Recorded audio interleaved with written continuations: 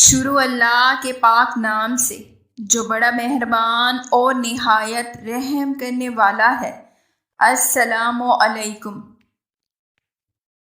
اگر دودھ ابالتے ہوئے فرش پر گر جائے یعنی ضائع ہو جائے تو اس کے کیا نقصانات ہیں؟ یعنی مالی نقصانات کے علاوہ روحانی طور پر اس گھر میں کیا آفتیں آتی ہیں اور کیا کیا بدشگونی کی علامت ہے؟ جیسا کہ عام طور پر دیکھا جا سکتا ہے کہ اس کے بارے میں مختلف سوالات سوشل میڈیا پر آئے روز گردش کرتے رہتے ہیں اور اسی حوالے سے مختلف لوگ اس پر مختلف طرح کے نظریات بھی پیش کرتے ہوئے نظر آتے ہیں۔ لیکن اس کے پیچھے کیا حقیقت ہے، اس کے بارے میں ہم آپ کو بتانے جا رہے ہیں۔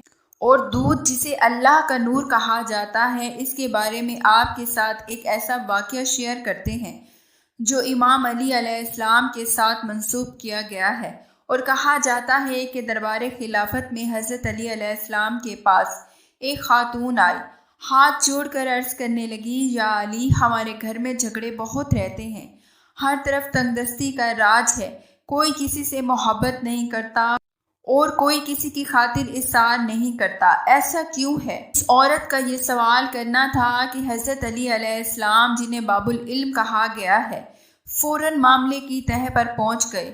یہ حضرت علی علیہ السلام کی شان ہے کہ چند لمحوں میں انہوں نے وجہ اور حقیقت کا سراغ پایا۔ انہوں نے فرمایا، اے خاتون، مجھے تم یہ بتاؤ کہ جب اپنے گھر میں اللہ کا دیا ہوا رزق استعمال کرتے ہو تو کیا اس میں سے کچھ ضائع بھی ہوتا ہے؟ تو اس عورت نے جواب دیا، یا علی، جب میں اپنے گھر میں دودھ ابالتی ہوں تو وہ تھوڑا ابل کر زمین پر گر جاتا ہے۔ حضرت علی علیہ السلام نے جواب دیا کہ اے عورت، جب اللہ کا دیا گیا رزق پامال ہوتا ہے یعنی پیروں میں آتا ہے، اس کی توہین ہوتی ہے تو اس گھر سے رزق اٹھ جاتا ہے، بے برکتی آ جاتی ہے۔ چنانچہ جب تنگ دستی اور غربت آتی ہے تو تمہارے گھر میں لڑائیاں جھگڑے ہوتے ہیں، پھر بے سکونی اور بے برکتی آتی ہے، تم اللہ کے دیے گئے رزق کی حرمت بحال کرو اور ضمانت لے لو کہ تمہارے گھر میں برکت اور سکون اور رحمت واپس لوٹ آئے گی۔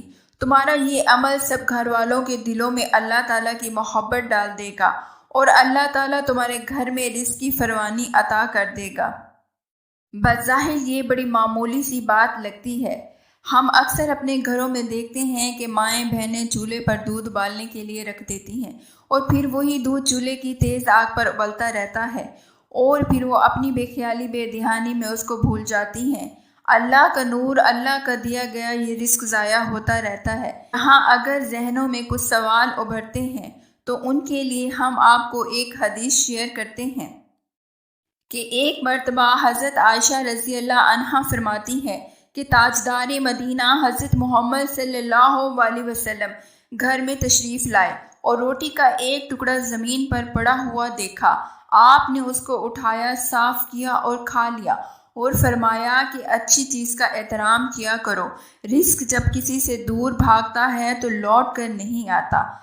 اللہ تعالیٰ سے دعا ہے کہ ہم سب کو ہدایت اور توفیق نصیب فرمائے کہ ہم اس کے عطا کیے گئے رزق کو ضائع نہ کریں، اس کے عطا کیے گئے رزق کی توہین اور بے حرمتی نہ کریں اور اضافی رزق میں دوسروں کو بھی شریک کریں اور اللہ اور اس کے رسول کی خوشنودی حاصل کریں۔ اگر آپ کو ہماری یہ ویڈیو پسند آئی ہو تو اسے لائک اور شیئر کیجیے گا اور ہماری مزید ویڈیو دیکھنے کے لیے ہمارے چینل کو سبسکرائب کیجیے گا۔ شکریہ۔ اللہ نگہبان۔